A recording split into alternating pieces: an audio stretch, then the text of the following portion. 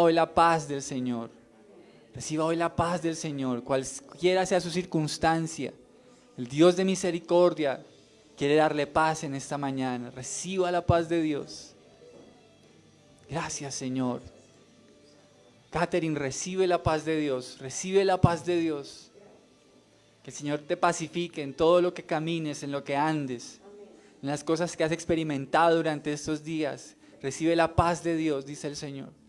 Gracias, Señor. Tu paz sea en este lugar, Señor. Con todos mis hermanos, con cada uno de ellos, Señor, sea tu dulce paz. Te amamos, Señor. Te adoramos. Hoy queremos, Señor, aprender de ti.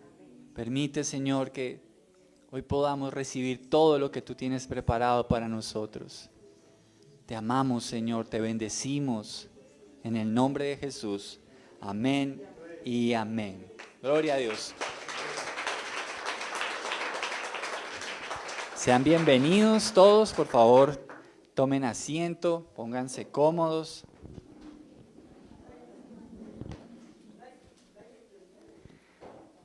Los niños, por favor, van saliendo a su clase, que tienen algo muy especial preparado para ellos. Bienvenidos, bienvenidos. Qué alegría verles de nuevo.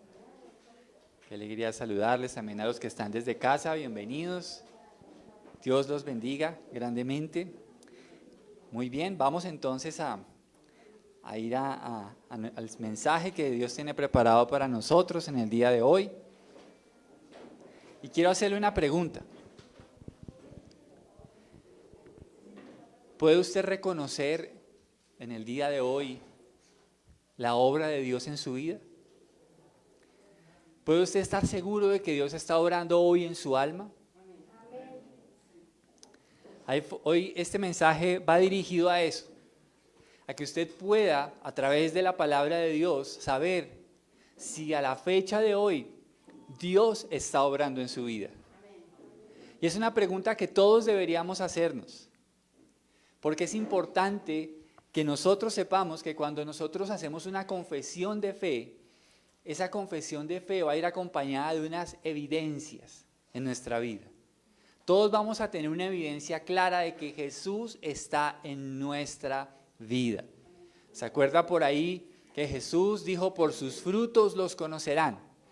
Y hay unas evidencias que son claras, unas marcas claras, definitivas, contundentes, de que Jesús en realidad está en nuestra vida. Y quiero que nos pongamos un poquitico en el contexto de lo que hemos venido hablando acerca del apóstol Pablo.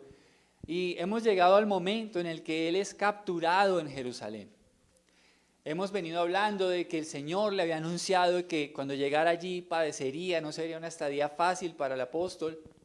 Pero ahora él llega allí y sabemos que él pagó unos votos, ¿verdad?, de unas personas que debían hacerlo, y estando dentro del templo es capturado.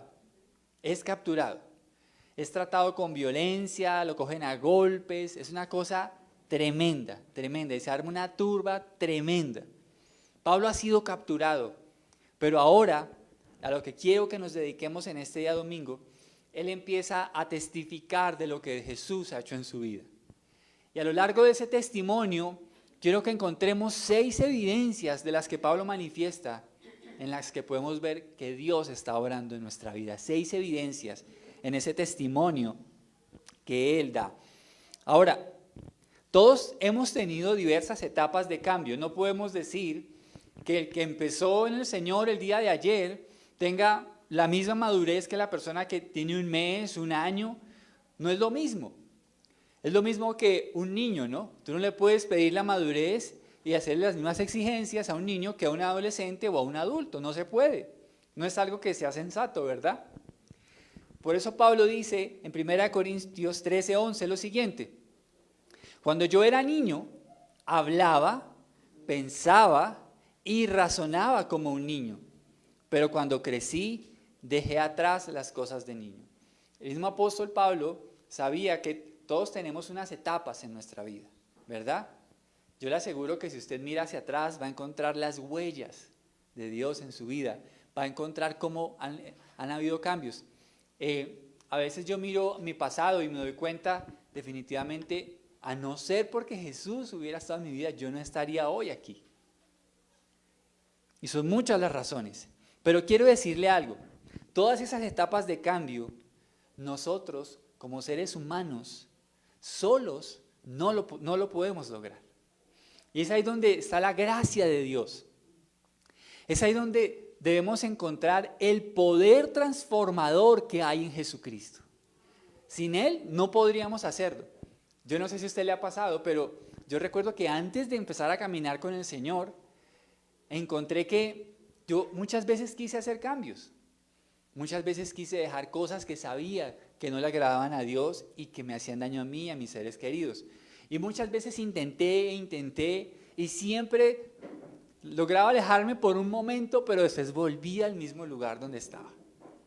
Hasta que un día el Señor llegó a mi vida. Y cuando eso sucedió, ahí sí empecé a ver mi vida siendo transformada. Porque ya no era yo, sino era Cristo en mí. Cristo en mí. Pablo habla de esto en Colosenses 1, 28, 29 y dice lo siguiente. Este es un versículo que a mí en lo personal me gusta mucho. Y dice Colosenses 1, 28, 29, por lo tanto, hablamos a otros de Cristo, advertimos a todos y enseñamos a todos con toda la sabiduría que Dios nos ha dado. Queremos presentarlos a Dios perfectos en su relación con Cristo. Es por eso que trabajo y lucho con tanto empeño, pero mire lo que está después de la coma, apoyado en el gran poder de Cristo. ¿Qué dice ahí? ¿Que dónde actúa? Que actúa dentro de mí. ¿Se da cuenta? No es que haya grandes hombres de Dios, es que hay hombres débiles que tienen un Dios grande. ¿Ok? Eso es una realidad. Ninguno de nosotros es que sea el duro, no. Somos personas frágiles, personas que a veces dudamos, que a veces somos tentados, lamentablemente a veces hasta pecamos, pero tenemos un Cristo que actúa dentro de nosotros. Y eso es una muy buena noticia para aquellos que hoy se encuentren luchando con algún hábito pecaminoso, con algún pensamiento, con alguna decisión que sabe que eso va a representar un cambio en la voluntad de Dios. Recuerde, no es usted solo, es el poder de Cristo que actúa en usted. Por eso si estamos enfrentando alguna lucha de pecado, cada día de rodillas, debemos decir al Señor, Señor, haz tu obra en mi vida. Haz tu obra en mi vida. Ya no quiero más este pecado en mí. Ya no quiero más esta circunstancia en mi hogar. Transfórmame. Ayúdame a ser una persona diferente en tu voluntad. Pero es el poder de Cristo que actúa en nosotros. Es el poder de Cristo. Y por eso, si nosotros queremos empezar a ver las evidencias de un cambio, es importante que usted hoy recuerde que solo no puede. Debe recurrir a Jesús. Porque solo así empezará a ver los cambios. Y cambios mucho más allá de los que tal vez usted puede llegar a imaginar. O a veces cambios que no estaban en nuestra lista de cambios. Porque a veces nosotros decimos, no, yo sé que tengo que cambiar esto y esto, pero a veces el Señor viene y nos dice, no, no es solamente eso, es también esto. Cambios que no teníamos en nuestra lista. Así que es el poder de Cristo que actúa dentro de nosotros. Hermanos, qué bendiciones que nosotros podamos ver esa obra del Señor. ¿A cuántos el Señor ha cambiado? Amén. Estamos contentos de ver ese cambio que el Señor ha hecho en nuestra vida. En lo personal, recuerdo con mucha alegría, ¿no? Ese enero del año de 1996. Yo no olvido esa fecha. Porque una cosa era Juan antes de llegar a esa reunión y una cosa fue Juan después de salir. Entré por la misericordia de Dios, pero salí con Jesús viviendo dentro de mí. Hubo un cambio totalmente fuerte en mi vida. Ahora, quiero que miremos esas etapas y veamos esos cambios que el Señor está haciendo en nuestra vida. Así que vamos a Hechos capítulo 21, por favor. Permítame que estoy aquí con el capítulo cruzado. Ya, Hechos 22. pido disculpas. Hechos capítulo 22. Y vamos a leer los versículos 1 al 5. Y vamos a empezar a ver la primera marca que distingue la obra de Dios en nuestra vida. Y se llama, con Cristo, el pasado es pasado. Es la primera marca de saber que Cristo está en nuestra vida. Con Cristo, el pasado es pasado. El pasado ya pasó. Mire lo que dice Pablo en los primeros 5 versículos del capítulo 22. Dice, hermanos y estimados padres, dijo Pablo, escuchen mientras presento mi defensa. Cuando lo oyeron hablar en el idioma de ellos, el silencio fue aún mayor. Entonces Pablo dijo, soy judío, nacido en Tarso, una ciudad de Cilicia, y fui criado y educado aquí en Jerusalén bajo el maestro Gamaliel. Como estudiante de él, fui cuidadosamente entrenado en nuestras leyes y costumbres judías. Llegué a tener un gran celo por honrar a Dios con todo lo que hacía, tal como ustedes hoy. Perseguí a los seguidores del camino, acosando a algunos hasta la muerte, y arresté tanto a hombres como a mujeres para arrojarlos en la cárcel. El sumo sacerdote y todo el consejo de ancianos pueden dar fe de que esto es cierto, pues recibí cartas de ellos dirigidas a nuestros hermanos judíos en Damasco, las cuales me autorizaban a encadenar a los seguidores del camino de esa ciudad y traerlos a Jerusalén para que fueran castigados. Podemos notar que en estos primeros 5 versículos, Pablo está hablando de su pasado. Fui un hombre fariseo de fariseos, fui un hombre que fue educado a los pies de Gamaliel, fui un hombre que la misma autoridad judía delegó para capturar a los seguidores de Jesús. Eso era parte de su pasado. Sin embargo, no es un pasado del cual Pablo parezca estar orgulloso, porque habían cosas en su pasado, no todo obviamente, habían cosas en su pasado que no eran agradables delante de Dios. Deme un ejemplo de algo que usted encontró allí en esos 5 versículos, que no fuera agradable a Dios. Correcto, perseguir a los cristianos. ¿Sí? De hecho, usted sabe que Pablo nos dice, ya lo vimos en Hechos, cuando estaban matando a Esteban, el primer mártir, dice que sus ropas cayeron a sus pies y que él consintió la muerte de Esteban. Así que Pablo tenía todo este tema en su pasado. De hecho, mire, algunos comentaristas de la Biblia dicen que el aguijón de Pablo no era en sí una debilidad. Algunos dicen. Por eso cuando el Señor dice, dura cosa te es dar cosas contra el aguijón, cuando Él se le reveló en Hechos capítulo 9, dicen que ese aguijón y ese aguijón que describe la palabra de Dios era un cargo en la conciencia de Pablo por todos los cristianos que él capturó, inclusive por participar de la muerte de Esteban. Era una carga en su conciencia. Sin embargo, vemos que Pablo está hablando aquí de su pasado, pero el pasado es pasado. El pasado es pasado. El Pablo que está hablando aquí, que está dando testimonio, ya no persigue cristianos. Ahora es capaz de morir por Cristo. Es un Pablo diferente, no es el mismo. Cuando Cristo está actuando en tu vida, tú puedes ver el pasado en el que practicabas el pecado como eso, algo pasado. Cuando Cristo está obrando en tu vida, tú empiezas a mirar hacia atrás y te das cuenta que hay un cambio significativo, que ya tú no practicas las mismas cosas. Ahora, quiero hacer una claridad. No significa que ya no pecamos. No vamos a caer en el extremo de que no, ya nunca peco. No, la idea es no pecar. Esa es la idea. Pero la Biblia sí nos dice que el justo peca varias veces. ¿Sí? Así que, ¿qué quiero decir con esto? Que hay cosas que van a quedar atrás. Y si usted está hoy aquí sentado, hay 2 invitaciones que quiero hacerle. La primera, si por primera vez usted está aquí o si alguien en casa por primera vez está viendo este mensaje, yo quiero decirle que ahí Cristo le da la oportunidad de que eso que ha vivido hasta hoy empiece a ser parte de su pasado. Es una invitación que el Señor hace. Solo Cristo puede hacerlo. ¿Ok? Pero si usted ya conoce al Señor y el enemigo ha venido a recordarle su pasado, usted debe tener en cuenta que el Señor dijo consumado es. Todo ha sido pagado para mí. Soy salvo gracias a la obra de Cristo. Si hay cosas que el enemigo quiere restregarle en su cara de su pasado, cosas pecaminosas, cosas que nos hacen sentir vergüenza delante de Dios, recuerde, Cristo ya murió por mí. Cristo ya murió por mí. La deuda está cancelada. Aquel quien tenía el poder de enviarme al infierno por mi juicio, me dio la oportunidad de ser salvo a través de su Hijo. Dio a su Hijo por mí. Lo dio por mí, para yo ser salvo. Así que con Cristo el pasado es pasado. Ahora, no nos casemos con una figura que a veces es un poco relevante dentro del pueblo cristiano actual. Y es, Dios me ama así como soy y no voy a cambiar nada. Tengamos cuidado con eso. Porque yo sí que he visto eso.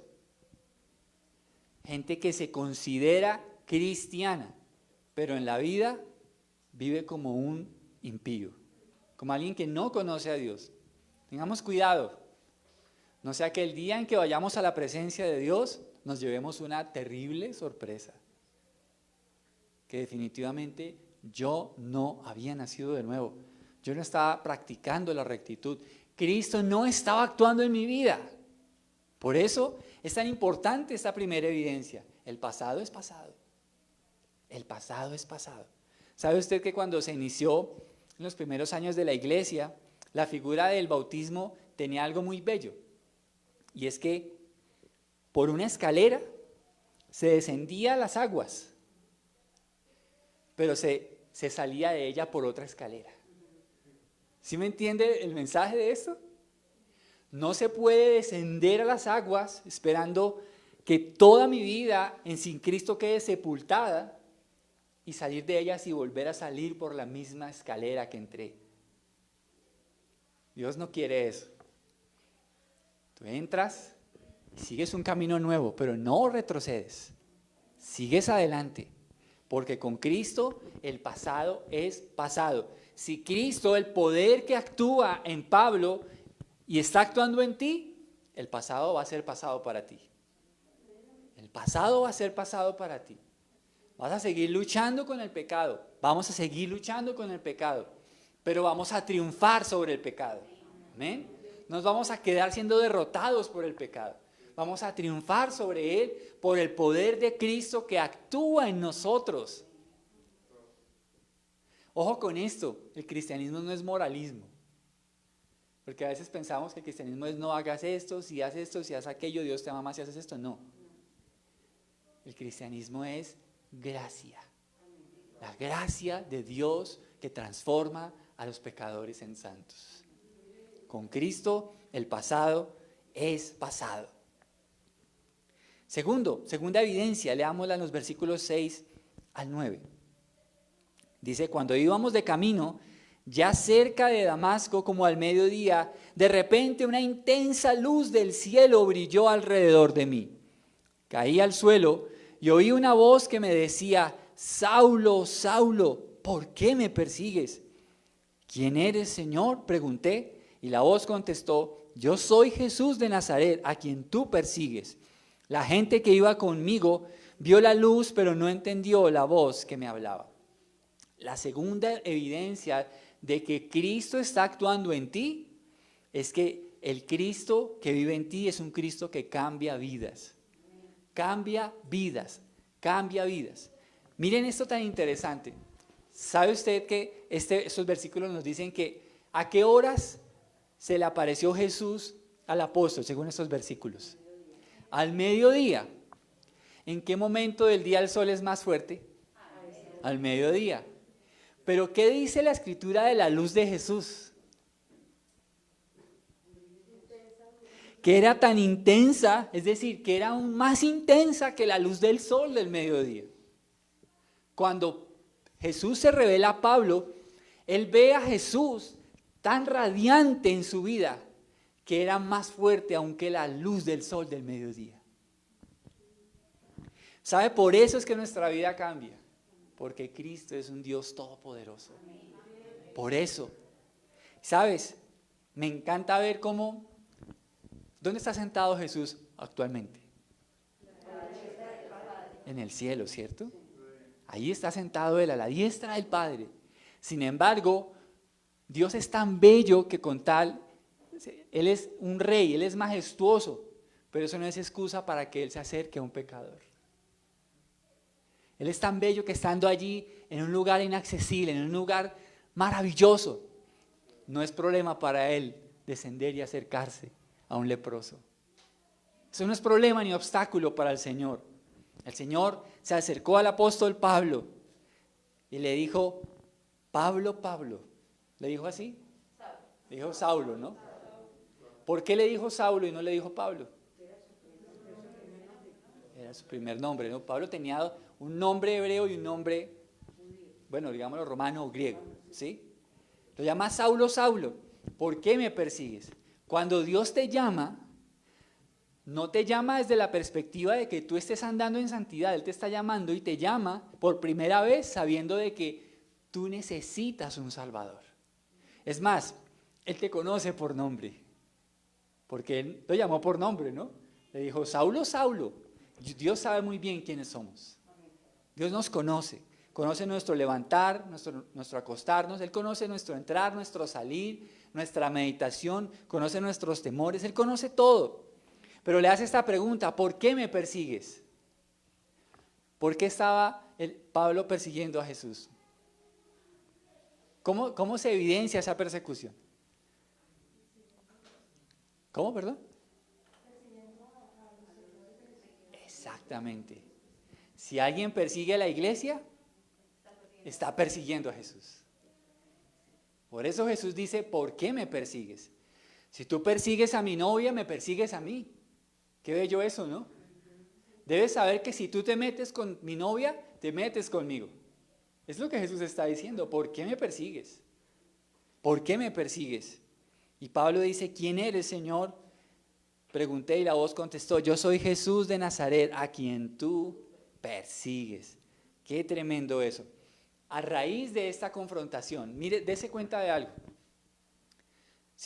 Jesús está confrontando a Pablo, ¿verdad? Le sale al camino y lo está confrontando, le está diciendo, Pablo, tu camino no es agradable delante de mí. Porque le dice, ¿por qué me persigues? Yo creo que una de las cosas que aprendimos en el taller de evangelismo hace ya 15 días es que a veces este tema del evangelismo empezando por un Dios te ama no es tan conveniente. Porque la necesidad primordial del hombre caído es el arrepentimiento. Ha ofendido a Dios. ¿Y qué está haciendo Jesús? Lo está confrontando. Pablo, debes cambiar tu proceder. Estás persiguiendo mi iglesia. Debes abandonar esa conducta. ¿Qué debieras cambiar tú hoy si el Señor te lo preguntara? ¿De qué manera podrías estar tú persiguiendo la iglesia de Jesús? Tal vez con alguna actitud, tal vez con indiferencia. ¿Cómo podrías estar actuando hoy para que el Señor nos confronte? ¿Sabes? A veces es necesario que el Señor nos confronte. Lo que pasa es que la confrontación del Señor a sus hijos es muy bello. Porque Él, a pesar de que nos dice verdades contundentes, nos habla con amor. Para que cambiemos, ¿verdad? Cuando el poder de Cristo está obrando en nuestra conversión, habrá una confrontación de Dios hacia nuestros pecados. No puede haber un cambio real si no entendemos aquellos pecados que llevaron a nuestro Salvador a la cruz. Debe haber ese entendimiento, porque si nosotros tenemos un encuentro con el Cristo que cambia vidas, es necesario que seamos confrontados por nuestro pecado. El libro de Isaías dice que nuestros pecados han hecho división entre Dios y nosotros, lo dice el libro de Isaías. Que el pecado apaga, contrista la presencia de Dios. Por eso, un encuentro con Cristo cambia vidas. El Jesús que está sentado en lo alto, a la diestra de Dios, nos llama hoy a tener un cambio real. Un cambio real. Antes, Pablo era un perseguidor de cristianos, pero ahora, gracias a ese encuentro sobrenatural, ahora es un paladín de la fe, un predicador, un apóstol, un hombre dispuesto a dar su vida por el Señor. Porque cuando Cristo llega a nuestra vida, Él la cambia. La cambia. ¿Ha cambiado Dios su vida? Es bueno que usted se pregunte. Si usted mira hoy hacia atrás, un mes, unos años, ¿Es usted el mismo o es diferente? ¿Se parece más a Jesús? ¿Quién es usted hoy? Debemos mirar eso, porque es importante que veamos el avance, la huella de Dios en nuestra vida. Si eso no está pasando hoy, usted debe acudir de rodillas a la presencia de Dios. Dile, Señor, a partir de este día, yo quiero ver tu obra en mi alma. Quiero ver tu obra en mi vida. Cuando Jesús se revela a tu vida, te tengo buenas noticias. Nunca serás la misma persona. Nunca serás el mismo, nunca. Nunca. Vamos a la siguiente evidencia. Leamos el versículo 10. Esta es preciosa. Dice el versículo 10, yo pregunté, está hablando Pablo, ¿qué debo hacer, Señor? Y el Señor me dijo, levántate y entra en Damasco y allí se te dirá todo lo que debes hacer. ¿Qué encuentra usted aquí en ese versículo 10? Órdenes, muy bien, órdenes. Cuando Cristo está obrando en nuestra vida, debemos estar dispuestos a recibir sus órdenes. Sus órdenes. Una relación con Dios requiere sometimiento a Él. A veces queremos a Jesús como el Salvador, pero no lo queremos como Señor. Queremos que nos salve del infierno, pero no queremos someternos a Él. Y Cristo no puede ser Salvador sin ser Señor. Él debe ser el Salvador de aquellos a quienes Él es el Señor. ¿Ok? Cuando tú has tenido un encuentro, eres llamado a someterte a Él. Pablo recibió órdenes y le responde claramente, ¿qué debo hacer, Señor?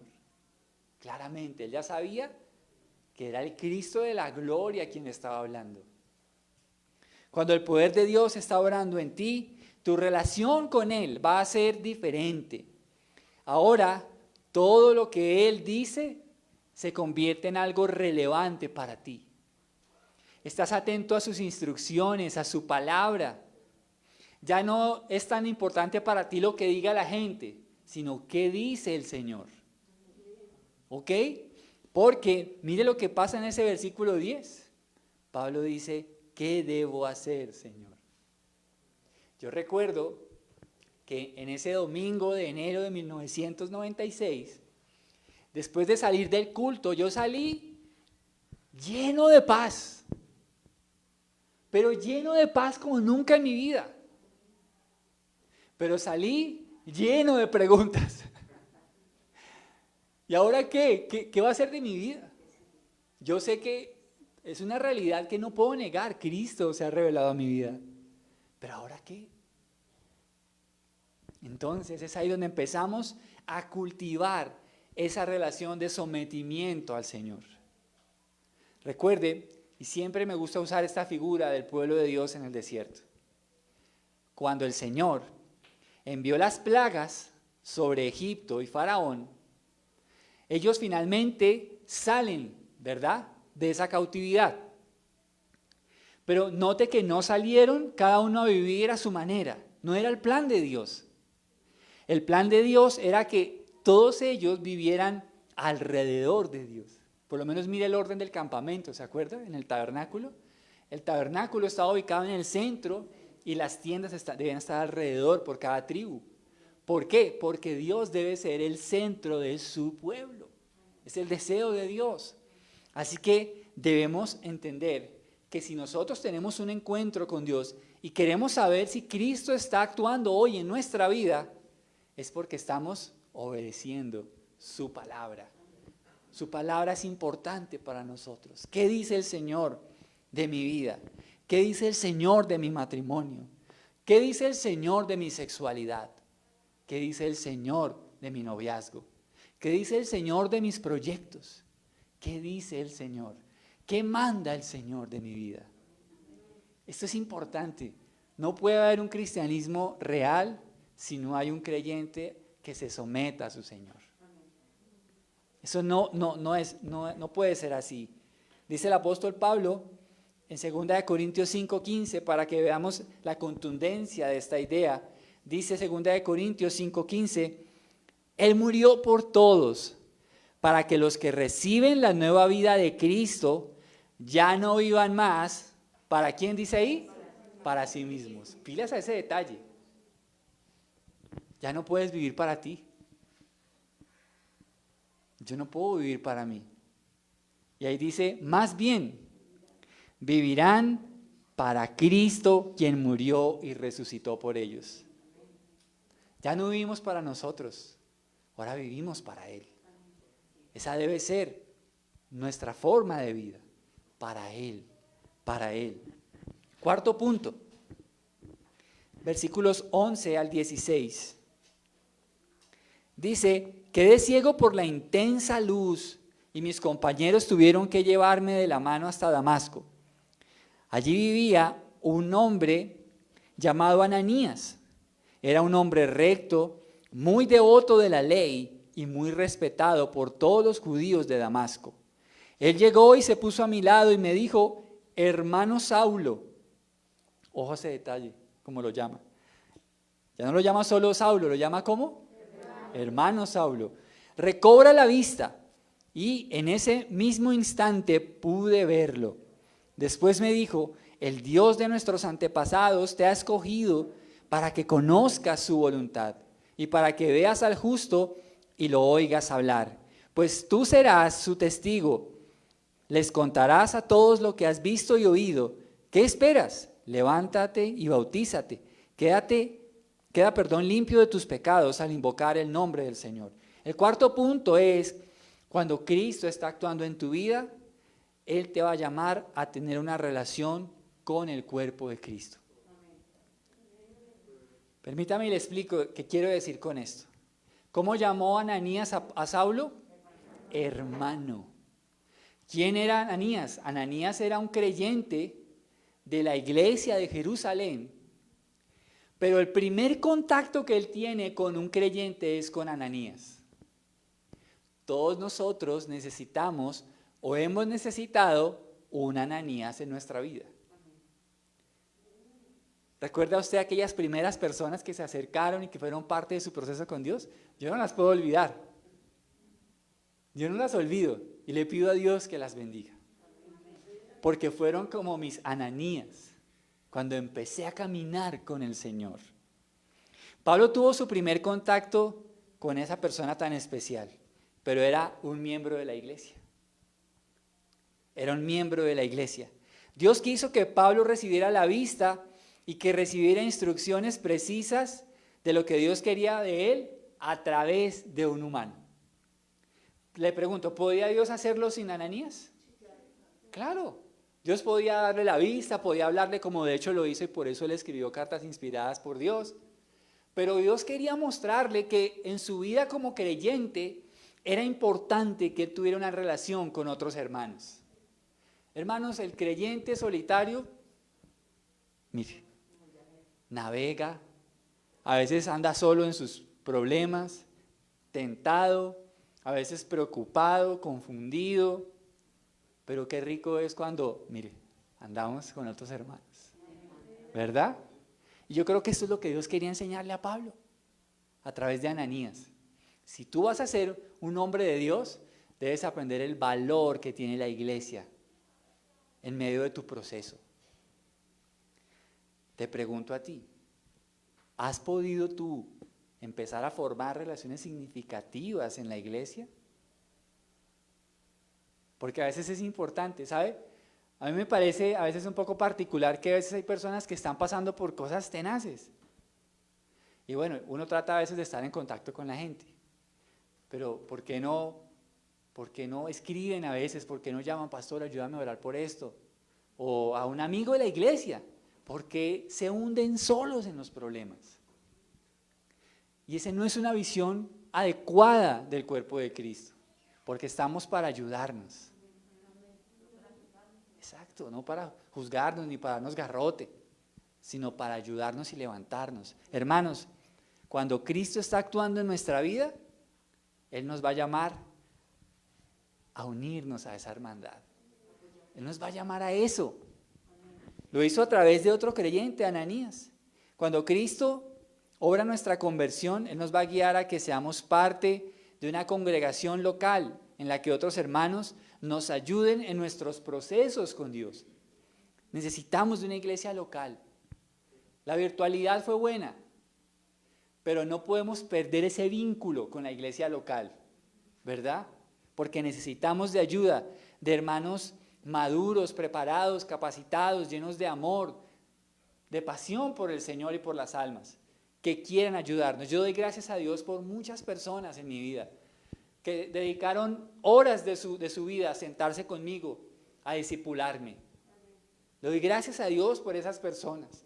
Doy gracias a Dios por esa familia que un día me recogió y me llevó a la iglesia, que tuvo paciencia. Doy gracias a esas personas que cuando llegué nuevo y nadie me conocía, me decían, oye, ¿qué vas a hacer ahora después del culto? Nada, vamos, te invito, vamos a almorzar, comamos, quiero que conozcas.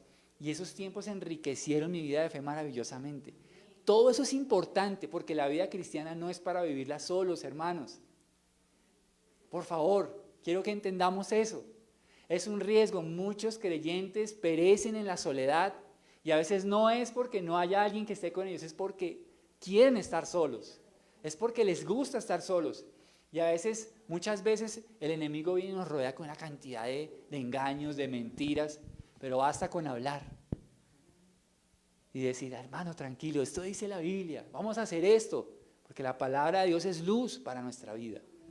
Entonces, qué bueno que podamos entender lo que está pasando con Ananías y Saulo en ese momento. La labor de Ananías sigue siendo muy necesaria hoy en día.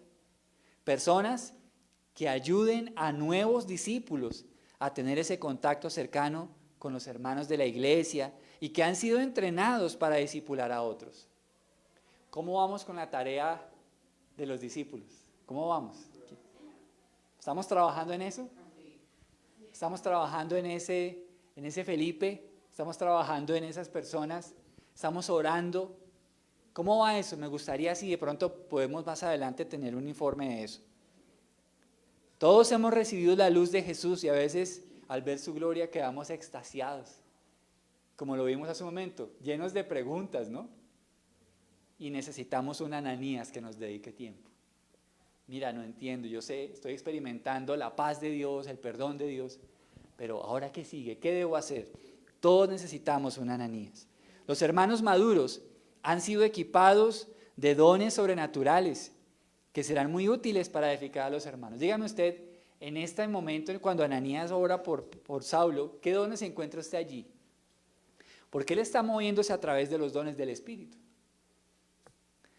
¿Qué hace Ananías? Recordémoslo. Viene ante él y ¿qué dice la Biblia?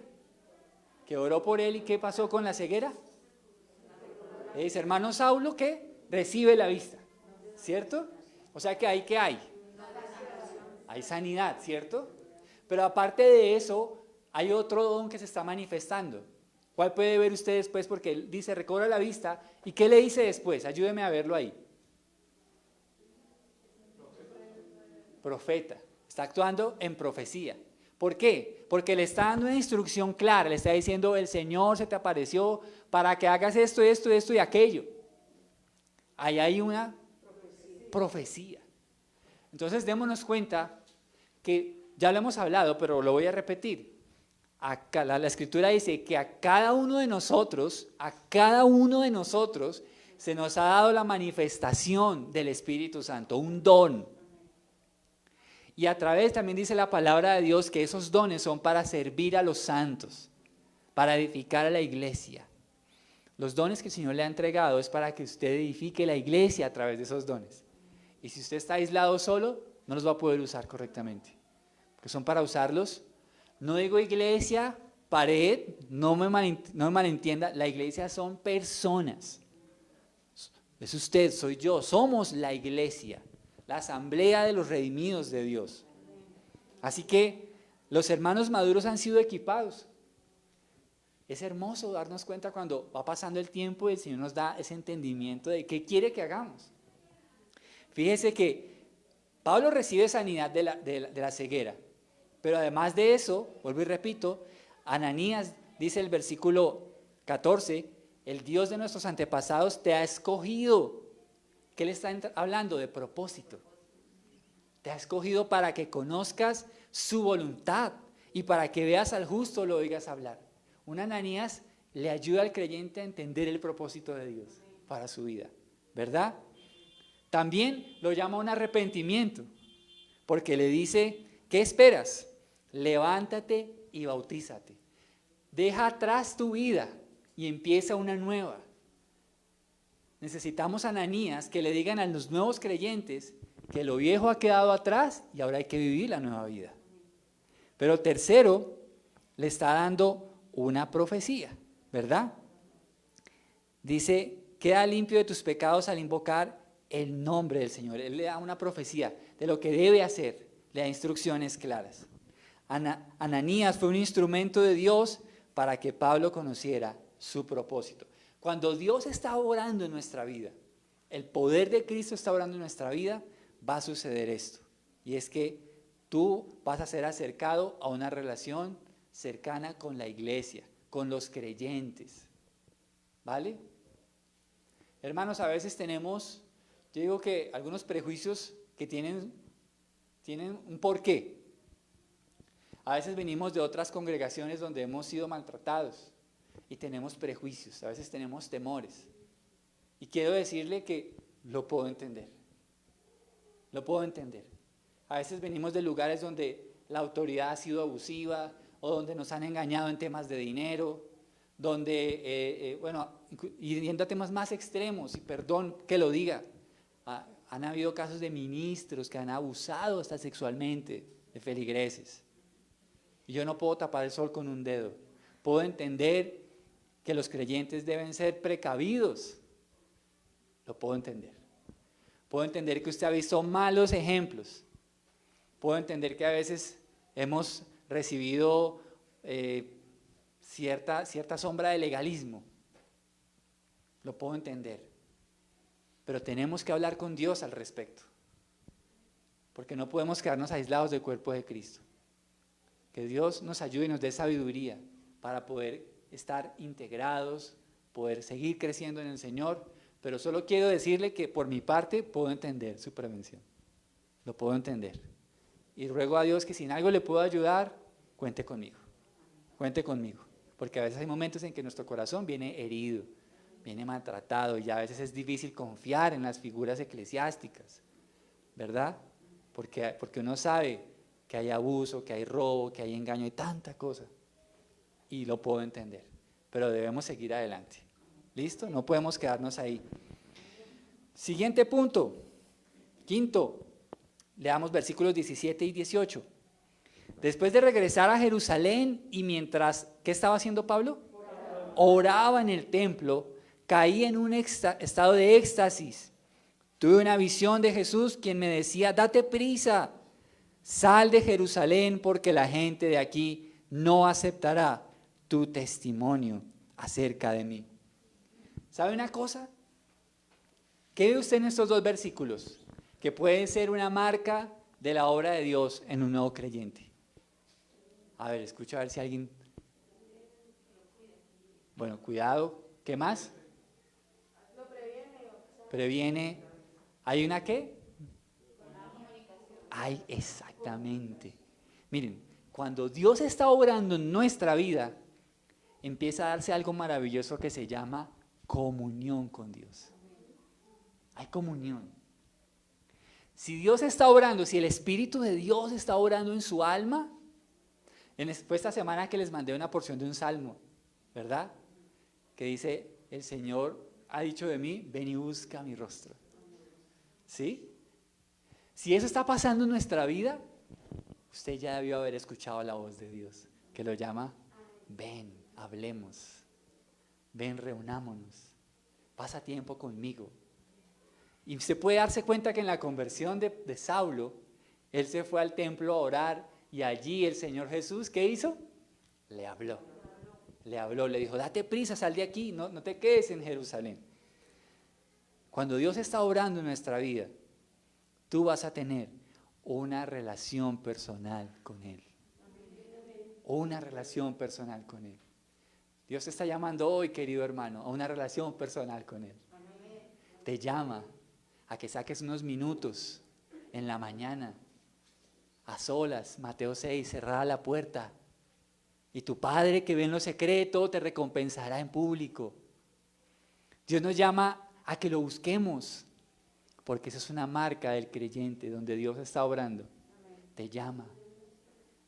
Y tú no puedes esperar a que sea esa hora para encontrarte con Él, porque sabes que es importantísimo encontrarte con tu amado Salvador. Juan 10:27 dice, mis ovejas escuchan mi voz y yo las conozco y ellas me siguen. ¿Sabe cuándo el cristianismo se nos vuelve algo aburrido, tedioso? Cuando dejamos de hablar con Jesús. Cuando dejamos de orar, la Biblia se nos convierte en un libro de normas. Cuando no oramos. Pero cuando oramos, encontramos que ese libro es un libro que nos enseña a cómo preservar esa relación de amor. Deja de ser algo tedioso. Queremos saber cómo agradar a ese maravilloso ser sublime, divino que se llama Jesús. Queremos agradarle. Queremos darle lo mejor de nuestra vida. Pero para eso es importante pasar tiempo con Él. ¿Cuánto tiempo estás invirtiendo en tu oración? ¿Estás orando? ¿Oras cada mañana? ¿Tienes un tiempo en el que aparte, antes de tus ocupaciones, puedes hablar con Él? ¿Puedes oír las instrucciones de Jesús?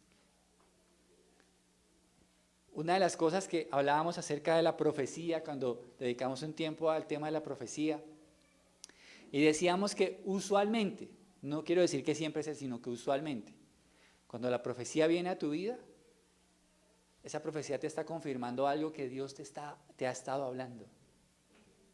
¿Vamos a entender? Usualmente es así, no quiero decir que siempre.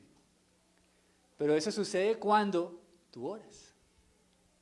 Cuando tú oras, Dios te habla. Dios te da dirección.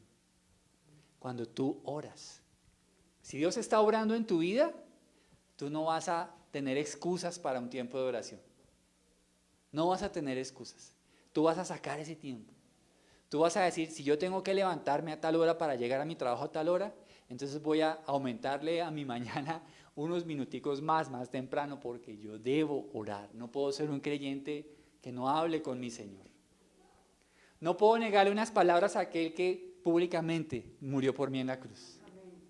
No puedo negarle unas palabras a aquel que me ha prometido que volverá por mí para llevarme a la eternidad. No puedo negarle unas palabras a Él. No puedo negarle unas palabras a aquel que por amor a mí dio a su único hijo en la cruz del Calvario. No puedo negarle unas palabras.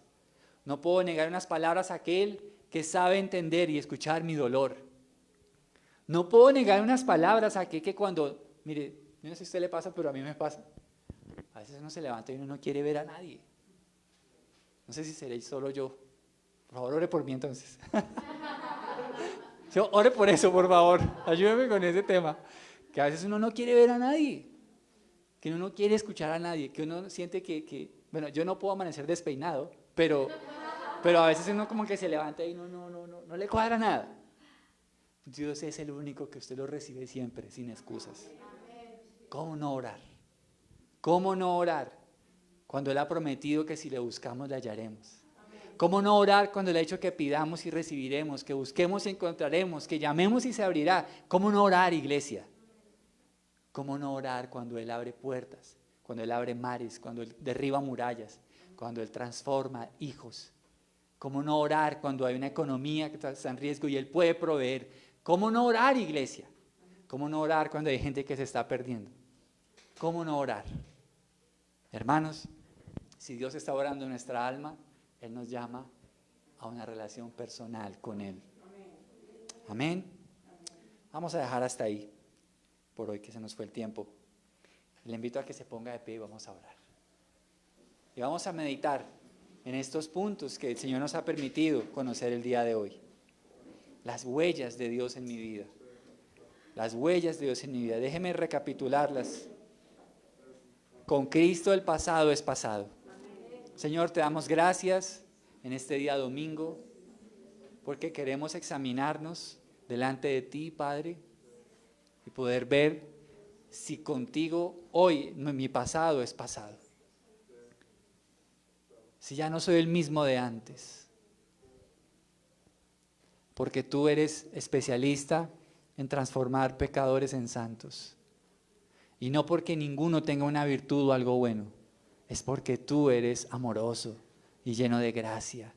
Porque no viniste a llamar a justos, sino a pecadores, Señor. Y si tú estás obrando en mi vida, ya mi pasado ha pasado. Hable con Dios tal vez de aquellas cosas que usted siente de pronto vergüenza. O cosas que tal vez el enemigo ha venido a recordarle que usted hizo en el pasado.